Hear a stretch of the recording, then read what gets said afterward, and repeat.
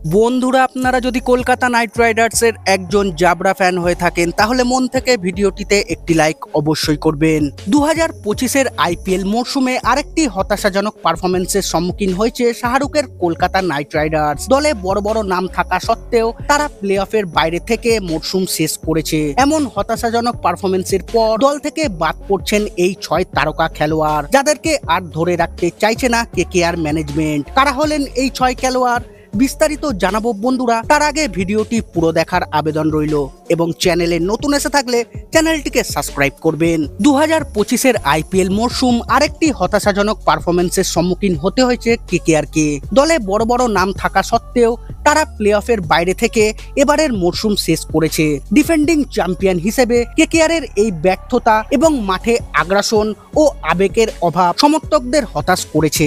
শেষ ম্যাচে এসআরএইচের কাছে 278 রানের বিশাল স্কোরের বিরুদ্ধে তাদের বোলিং ধরাশায়ী হয়েছে। ফ্র্যাঞ্চাইজি এখন এমন এক সন্ধিক্ষণে দাঁড়িয়েছে যেখানে কঠিন সিদ্ধান্ত নেওয়া ছাড়া আর উপায় নেই। বেশ কয়েকজন বড় নামের খেলোয়াড় ধারাবাহিকতা বা তাদের মোটা অঙ্কের দামের প্রতি সুবিচার করতে পারেনি। আগামী মরশুমের জন্য কেকেআরের সম্ভাব্য তালিকায় এই 6 জন খেলোয়াড়কে দল থেকে বাদ দিচ্ছেন টিম ম্যানেজমেন্ট। 1 নম্বরে রয়েছেন ভেঙ্কটেশ আইয়ার। ভেঙ্কটেশ আইয়ারের রিটেনশন ছিল একটি ভুল সিদ্ধান্ত। 23.75 কোটি টাকার বিশাল চুক্তি সত্ত্বেও এই অলরাউন্ডারের পারফরমেন্স ছিল অত্যন্ত সামান্য। ব্যাটিংয়ে তার অবদান ছিল একদম জঘন্য এবং বল হাতে তিনি কোনো প্রভাব ফেলতে পারেননি। সিএসকের বিরুদ্ধে গুরুত্বপূর্ণ ম্যাচে তাকে বাদ দেওয়া হয়েছিল, যা টিম ম্যানেজমেন্টের প্রতি তার অবিশ্বাসের প্রমাণ। ইনিংস সামলানো অথবা কৌশলগতভাবে খাপ খাওয়ানোর ক্ষেত্রে তার ব্যর্থতা ছিল স্পষ্ট।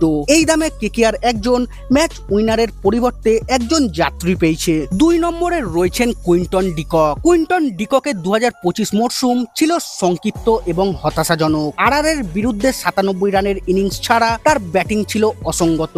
7 ম্যাচে মাত্র 143 রান এবং গুরবাজের মতো বিকল্পের কারণে ডিকককে ছেড়ে দিতে পারে কেকেআর ম্যানেজমেন্ট। 3 নম্বরে রয়েছেন বৈভব আরোরা। বৈভব আরোরার মরশুম ছিল মনে না রাখার মতো। 16টি উইকেট নিলেও মিডিল ওভারের নিয়ন্ত্রণ এবং গুরুত্বপূর্ণ সময়ে উইকেট নেওয়ার ক্ষমতার অভাব ছিল। তার ইকোনমি রেট ছিল উদ্বেগজনক। কেকেআরের পেস আক্রমণে আরো নির্ভরযোগ্য বিকল্পের প্রয়োজন। 4 নম্বরে থাকছেন অনরিক নরকিয়া। 6.5 কোটি টাকায় কেনা নরকিয়া ছিলেন একজন ব্যর্থ বিনিয়োগ। তিনি ছিলেন ব্যয়বহুল ও প্রভাবহীন। গুরুত্বপূর্ণ সময়ে চাপ সৃষ্টি করতে ব্যর্থ হয়ে তিনি দায় হয়ে দাঁড়িয়েছিলেন। তরুণ ও উদ্যমী বিদেশি পেসারদের উপস্থিতিতে নরকিয়া আর বিকল্প নন। 5-এর নাম রয়েছে স্পেন্সার জনসনের। অস্ট্রেলিয়ান এই বাহাতি পেসার খুব কমই খেলার সুযোগ পেয়েছেন এবং খেললেও কোনো প্রভাব ফেলতে পারেননি। তার উপস্থিতি বোলিংকে শক্তিশালী করেনি। তাকে ধরে রাখার কোনো যুক্তি দেখছে না কেকেআর টিম ম্যানেজমেন্ট। এবং